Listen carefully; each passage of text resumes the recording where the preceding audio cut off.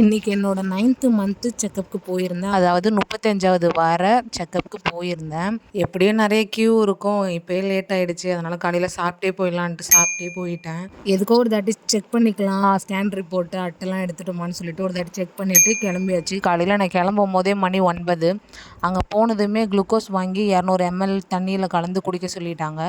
அப்புறம் ஓபி சீட்டு வாங்குறதுக்கே 1 ஹவராக க்யூவில் நின்றோம்.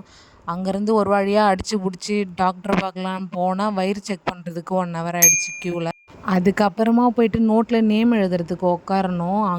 அதுலேயும் எனக்கு முன்னாடி ஒரு 10 பேர் இருந்தாங்க.